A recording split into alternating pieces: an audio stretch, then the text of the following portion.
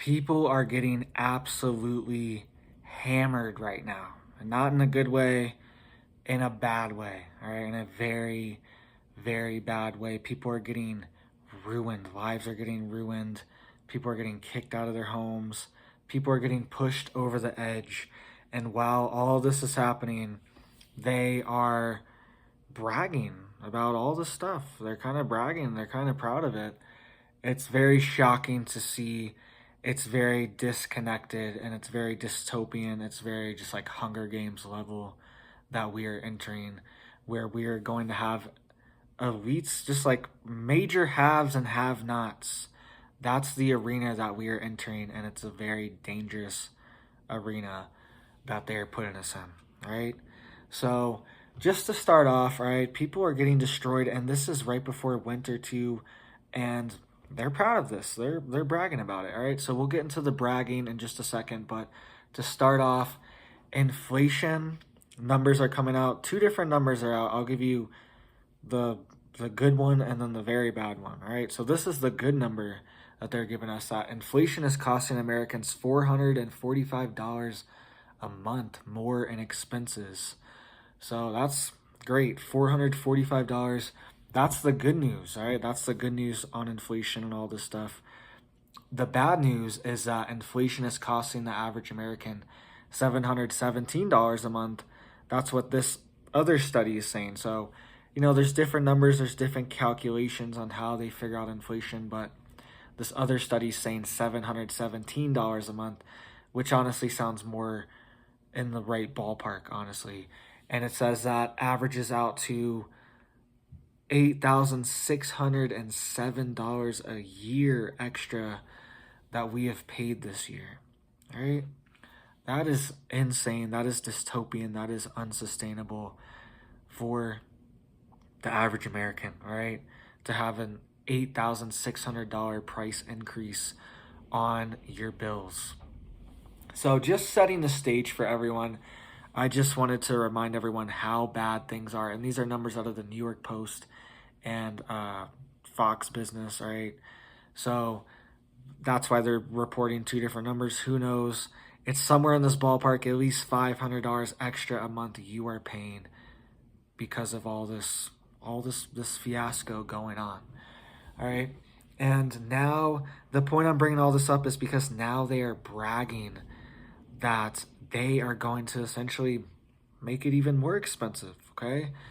And it just doesn't make sense. It doesn't make sense.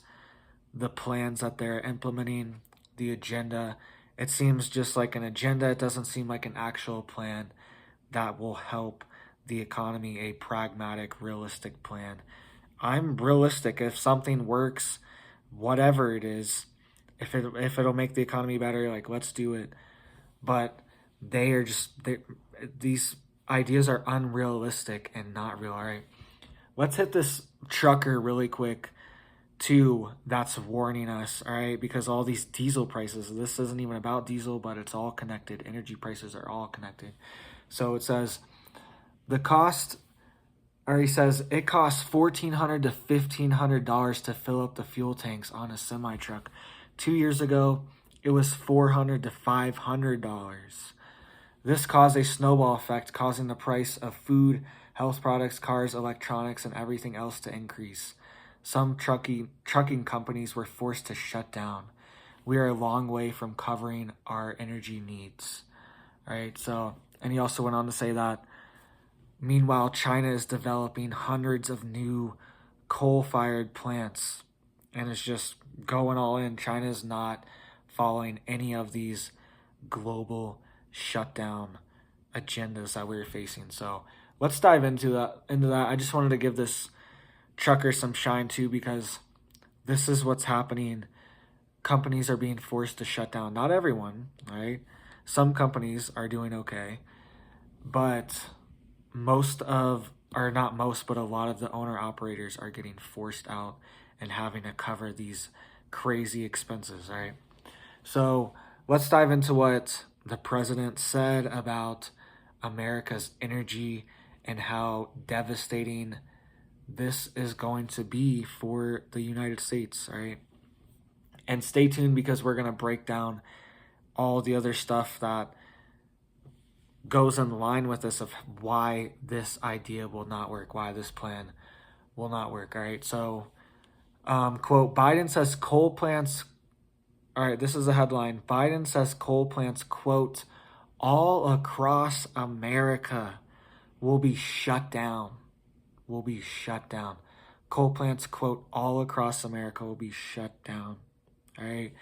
And I made a report a few months ago of how this has been happening for decades now, how every single year they shut down coal plants. And this is affecting our energy prices, our energy grid, our energy security in a time when our reserves are at an all-time low, energy prices are skyrocketing, and we're on the verge of a massive war as well, where we could need this energy.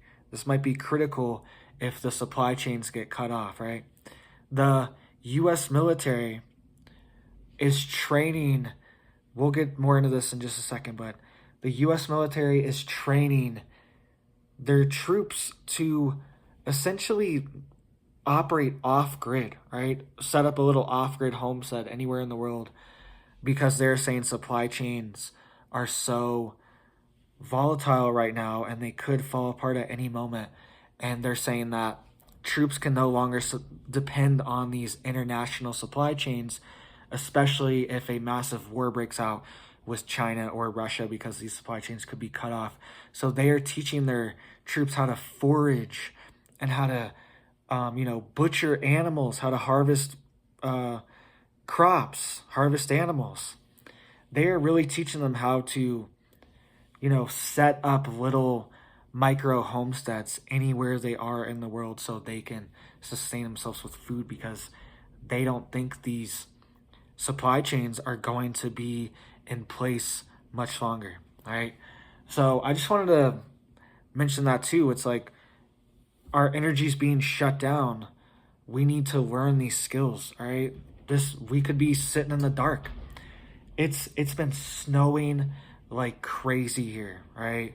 Good 8 inches of snow, and been freezing, 90-mile-an-hour winds, 90-mile-an-hour gusts. I'm serious, I'm not joking. It's like 40-mile-an-hour sustained winds, 90-mile-an-hour gusts. Huge winds here, very cold, and the lights have been flickering. All right, the lights have been flickering because everybody's running their heat, everybody's running their power, and it's putting a strain on the grid. The grid could go down at any moment. New England was warning people that they might have to experience blackouts this winter, right? And I'm sure that happens sometimes up there. I'm sure people are kind of used to that, but they're saying it's going to be even worse this winter and you need to be prepared for it. So even here, all right, the lights were flickering, stuff like I was kind of like, okay, I was turning off some of the lights. I was like, is this our grid? Or no, it was the whole grid. It happens as soon as it gets cold. Everybody's cranking their heat. And this happened when it was hot too. In Colorado, they took control of everybody's thermostat, and they said you can't turn on your AC, all right? They took control of the smart thermostats and said you can't turn on your AC, this is an emergency. Same thing could happen in winter. They could take over and say you can't turn on your heat, this is an emergency, all right? So let's get into what else he said. He said, I was in Massachusetts about a month ago on the site of the largest old coal plant in America. He said, guess what? It costs them too much money and they can't count. No one is building new coal plants because they can't rely on it, even if they have all the coal guaranteed for the rest of the existence of the plant. All right, we'll get into this in just a second, because there's actually coal plants. China's building coal plants, hundreds of them. They are going all in on coal plants right now. So somehow they can make it work. But we need to shut down all of our coal plants, right? So it says, he said, quote, so it's going to become a wind generation, and all they're doing is going to save them a hell of a lot of money, and using the same transmission line that they transmitted the coal-fired electric on. And he says, we're going to be shutting these plants down all across America and having wind and solar and also providing tax credits. All right. So, and he's saying, experts say a minimum of 500 a year will be saved per family. This is all the stuff he's saying. All right. So we're going to shut down coal plants. We're going to just build a ton of like wind and solar. Honestly, I hate these wind plants, having them all over the place. When you drive through parts of Texas, even parts of Colorado, they have them. I do not like them. They're super ugly. And most of the time, the turbines aren't even spinning. All right. There's maybe like one or two that are spinning, and then the rest are just kind of sitting there. All right. They're very ugly. I don't like it. It ruins the landscape. You want to look out at the prairie or something in Texas. I just keep thinking about Texas because that's where I saw them the most. They were just everywhere in certain areas. And it just kind of ruins it. You're trying to look out at the prairie, at the landscape, and you just see windmills everywhere. And get this, speaking of windmills, all right, Germany, wind farms, a company in Germany is set to destroy their wind farm to expand a coal mine. All right. So he's saying, oh, nobody can make money with coal, all this stuff. It's just absolutely ridiculous. And what about the people that work in these industries? And wind and solar, I think, account for only about 12% of our total energy. All right. And I'm not against these things. I'm not against it. All right. I want other energy sources, but we also just have other things already that are more efficient. Like, we need to be about efficiency, especially in an emergency like this. All right. So it says a wind farm in Germany is set to be destroyed to make room for an expansion of a coal mine. German energy company RWE is defending its decision to expand its Garzweiler coal mine in and around the small town of Lützerath, despite it appearing to be, quote, paradoxical. All right. So it's just a business decision. They're saying the wind, it's not making enough money. All right. And it's one of these things too. I mean, aren't the wind farms slowing down the wind, maybe making it hotter? I have no idea. I'm just saying maybe it's counterintuitive to even what the agenda even is, to what they want this agenda to be. All right, maybe the wind farms are just slowing down the wind and making it hotter in certain areas. Who knows? Affecting weather systems and weather patterns, because the air can't move the way it naturally moves. It's getting spun up and just redirected in different, who knows? I have no idea, but it's just one of these things. There's always like more to it. It's always more than just, point A to point B. It's always more complex than that. So just the fact that they're bragging, guys, they're bragging, we're going to shut down all the coal plants. What planet are we on where it's like cool to, and he was in California, I think, bragging about this. Like, what planet are we on where it's cool to brag about shutting down America's energy production? Like, America used to be about, muscle cars, money, being the best, being the biggest, being the strongest. Like, that used to be America. Now it's just like, oh, we want to shut our coal plants down. So now it's just like China's like, no, we want to have hundreds of coal plants. We want to be the biggest. We want to be the brightest star. It's just, we've kind of like lost our edge, and we've kind of just sold out, right? This is a sellout of American energy, and blackouts, all this stuff are coming, all right? So let's dive into this too, all right? So the metal market for electric vehicles, for solar panels, all this stuff is very volatile. It's not a clean-cut market. It's not a clean supply chain. And a lot of it is in disruption right now because they're trying to ramp up all these things at once.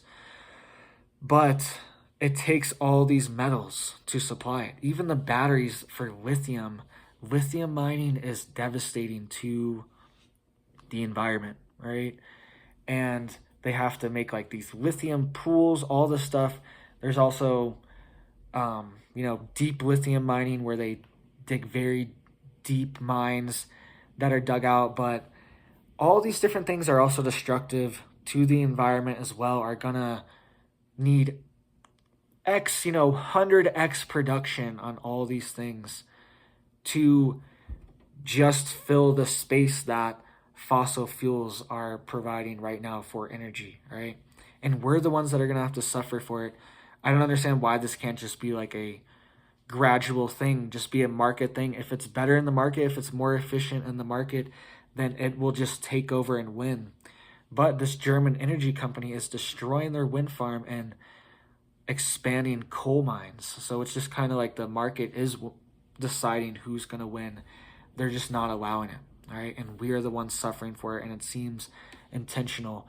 But the metals for electric vehicles, solar panels, all this stuff, right? It says, this was an article out of Bloomberg. It says the metals for your EV are stuck in a 30-mile traffic jam. And it was saying the slow and bumpy journey on the trail of Africa's copper. In order to get a truckload of copper out of Africa into the hands of tech-hungry buyers, this driver must spend a week in one of the world's longest traffic jams. All right. And he was saying that's a 30-mile traffic jam, and he's worried about people stealing his fuel and stealing his minerals the whole time he's there, because he's just sitting in the traffic jam, sleeping in his truck for a week. And he's worried. I think this is in Zimbabwe and Congo mostly. And he's worried that people are going to steal these minerals from him while he's sitting. He's just a sitting duck pretty much in a line of people, right? He's just hoping they pick someone else and not him, essentially. And it also says this, the scene on the border between Congo and, Zambia, sorry about that, not Zimbabwe, Zambia, where the sound of idling diesel engines and the sour odor of sulfur fill the air seem like an unlikely front line for the battle against climate change. All right, so a very good point there that it's true. I mean, these minerals are critical to, building solar panels, building electric cars, all the stuff that are supposed to reduce carbon, right? All this stuff, carbon emissions. But then to build them, the supply chain is filled with tons of fossil fuels. It's saying it's 30 miles long of diesel engines sitting here. They're all just sucking each other's diesel into their air, right? Into their cabin. And they said it smells like sulfur, right? And I can imagine if you've ever been to a truck stop, it's a lot of times it's a little, especially where the trucks are in the back, walking through, it's a little heavy to breathe, all right? It's a little bit heavy. It's a little rough to breathe, a little, you know what I mean? There's just a stench in the air, and it's just all the diesel engines all piled into this one area. That's just what's going to happen. That's just how it is. So the solution is to, implement all this, but then the supply chain for it is also completely vulnerable. Not to mention how China has a cap on the rare earth minerals, right? China was given power and given control over the rare earth mineral market, okay?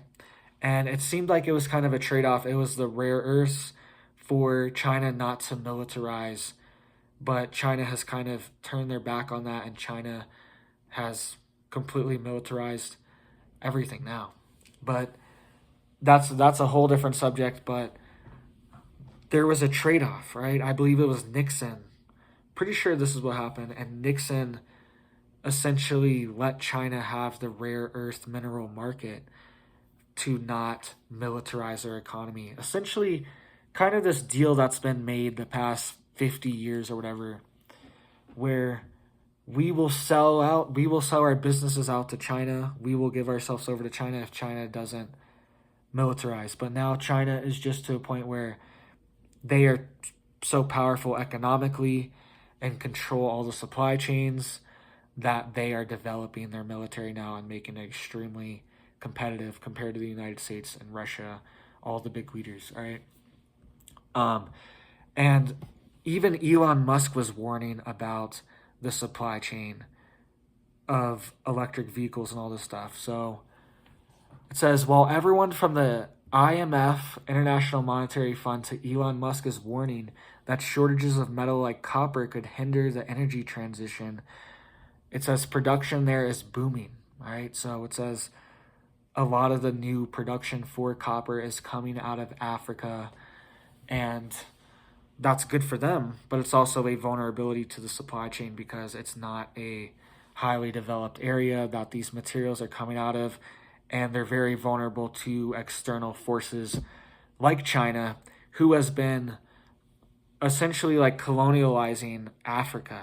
China has been very active in Africa and the Middle East because the United States has moved out of these regions in a big way. All right, so China has been filling the void. That's how things are. There's vacuums. Somebody's going to fill the vacuum, and China has been filling the vacuum in Africa because it is rich in natural resources. All right, China knows that these resources are the future, and they're trying to secure them for the future, for all the stuff, chips, war, all the technology, all the supply chain, all the stuff, energy, all right? They want to have a wrap on the future of the mineral market, all right? So all this stuff ties together, and it's just going to get worse, guys. They're just shutting down more coal plants. They're just bragging about shutting them down. Like, I don't understand how this is a sound plan or strategy to shut down coal plants in the middle of an energy crisis. If we really wanted to, just from a geopolitical stance, from a American stance, from an energy market stance, if we really did want to crush Russia's economy, like the president says he wants to do, we would make oil output outrageous, all right? It would be off the charts. We would just be flooding the oil market with our own oil, our own gas, our own diesel. We would be flooding it because America is the biggest energy producer in the world, all right? We just don't act like it. We don't take the title seriously. But we would be flooding the market, and we would be driving down the cost of oil because that is a critical export for the Russian economy to keep their military going. Right? I'm just saying, from a strategic military standpoint, if this is your goal, is to bring down Russia and to bring them down from the inside and cut off their resources, why wouldn't you flood the international oil markets with oil and just plummet the price? Same thing with Iran.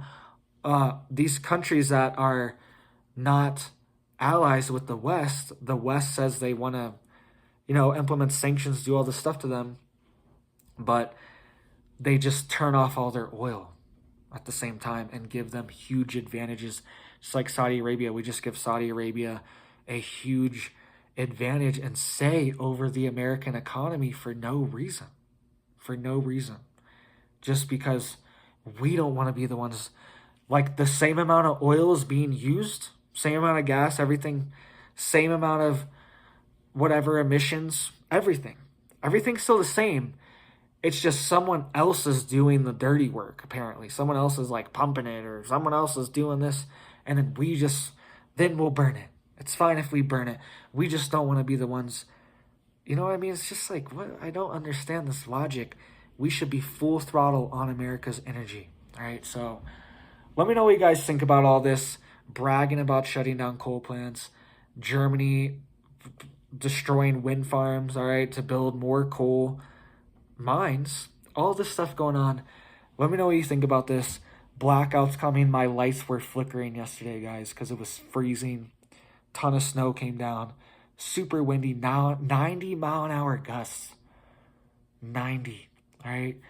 And what would you do? What would you do if the power went out? Do you have a wood stove? Do you have some alternative heat source for your house that's not just electric heating or propane heating? Because that won't even work either when the power's out. You know, you can turn your stove on or something, but like that's not heating for your house, right?